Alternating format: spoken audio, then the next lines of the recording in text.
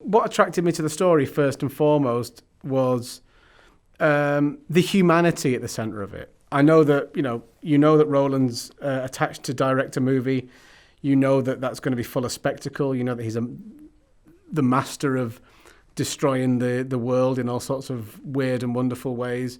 But without the human thread at the centre of it, you don't really care about the destruction of the earth, because nothing that you care about on the earth is really in jeopardy. That's such an important thing to remember. It's the balance between human stories about families and internal struggles and overcoming them, and the way you feel about other people, the way you feel about yourself.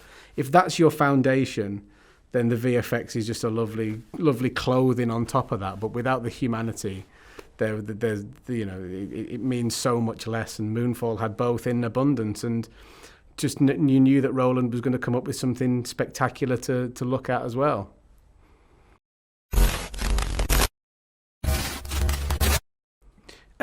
It's the scene. It's a line. Speaking from a purely selfish Casey Houseman point of view, the key moment for him, and the key moment in his entire life, is the moment where Brian says to him, "You're not crazy," because he's been told so much that he's crazy. He's been ridiculed for his convictions, and he's had doors slammed in his face, and he's been constantly overlooked and ignored. And all it took was one person that he really respects to say, "You're not crazy," and his life is just complete.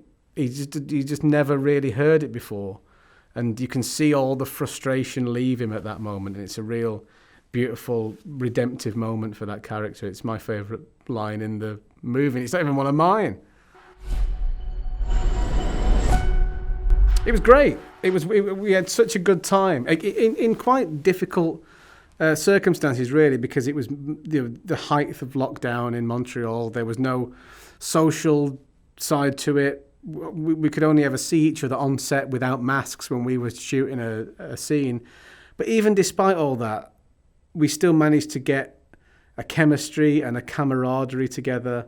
And yeah, they were so much better than I could have ever even hoped for, and I had very high expectations because I'm such huge fans of them both.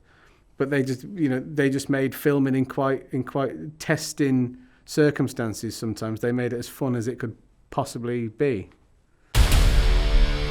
Yeah, working with Roland, it's a funny thing, because nobody's going to tell Roland how to blow the world up, and nobody's going to tell him about VFX and all that stuff, because he's proved time and time again that he's the world's leading expert in that type of movie making.